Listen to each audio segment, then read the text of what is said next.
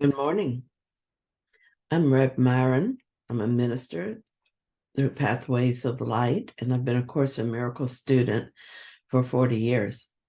I'm going through the text beginning this year, um, reading them paragraph or two at a time, asking for clarity, and then I write from that clarity. And that's what I'm sharing with you today. So let's get started. So today we're looking at Miracles Principle 8. Miracles are healing because they supply a lack. They are performed by those who temporarily have more for those who temporarily have less. In reality, we lack nothing. God gave all of himself to us in our creation. So how could we ever lack? But in the world of time, in this dream of separation, there is a belief in lack. And it is this belief that the miracle heals. If I think I need more money or better health or special love, I actually need the miracle.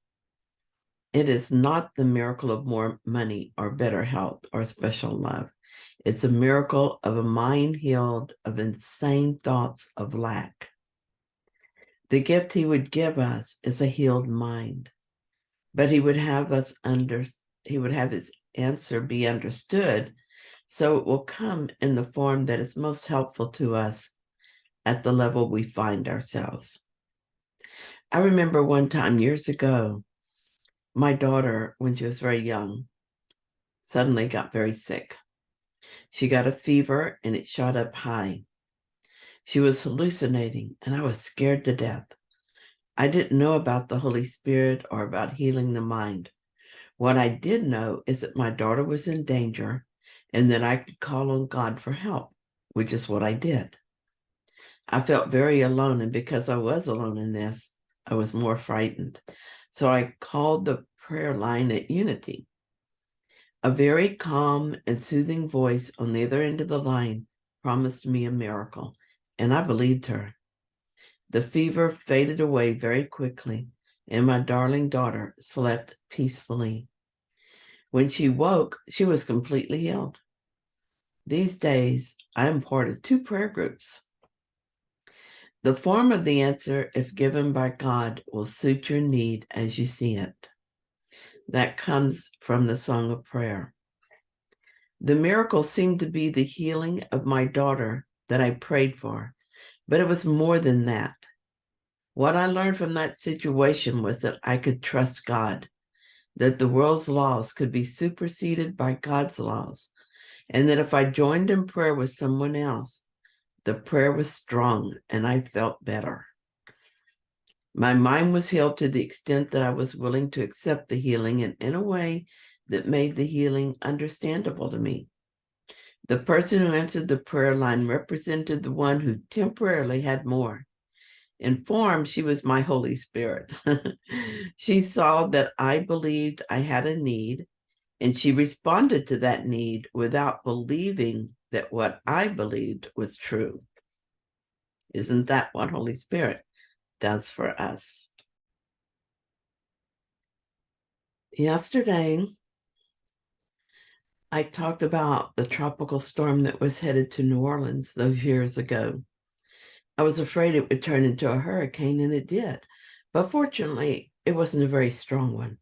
However, there was lots of rain, and there were reports of people being rescued from the flooding.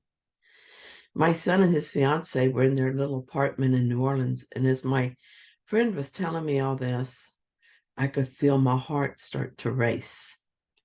So I sat still and watched my mind. This is a very helpful process. It allows me to be in touch with my feelings, to watch my thoughts while still being detached from them to the degree that I'm able.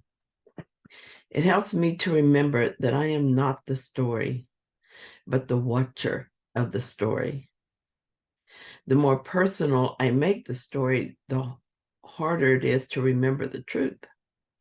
At times when I'm unable to fully disengage from what seems to be happening, it's helpful to ask someone who's certain of themselves, to remember my certainty for me. If they temporarily have more certainty, they can support me while I temporarily have less. The truth is that I and my son are infinite beings and are never in any danger. None of us are. We are experiencing a dream, a story with elements of danger and excitement, but we're doing so from a safe distance, you might say. It is such a compelling story that we get completely lost in it and forget that it's not real. When that happens, the scary parts get really scary, and it's helpful to have someone to tap me on the shoulder through words or simply through prayer to call me back to reality. Later, I may do the same for them when our roles are reversed. Remembering the truth is a miracle.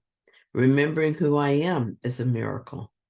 In the world, if you get cancer, if you suffer and maybe die. In the world, if you lose your job and your savings, you suffer poverty unless you can regain that status. In the world, if someone you love dies, they are gone and you suffer that loss. A miracle corrects the belief in suffering and in death. The miracle sets aside the laws of the world and puts the law of God back into place in your mind. As the story beliefs are undone, the truth becomes obvious and your true identity is uncovered. That is the true miracle, the miracle we are ultimately receiving, and even when it seems to take physical form.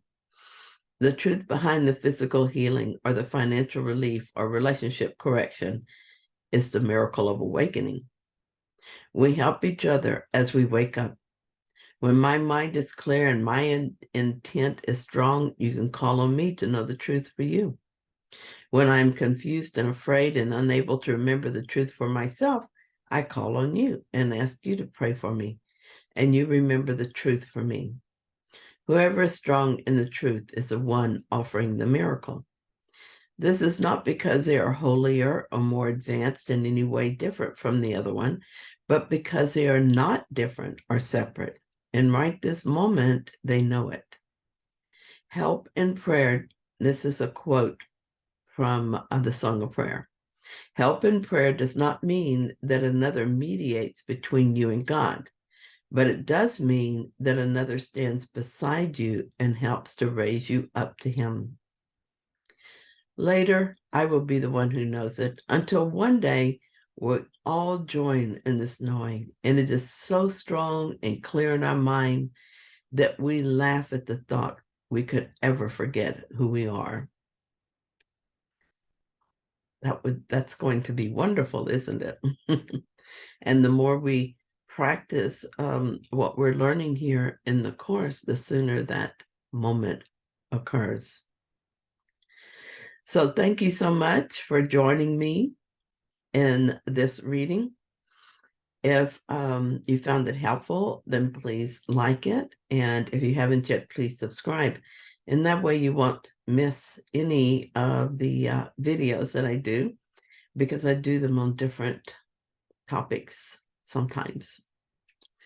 Thanks so much. See you tomorrow.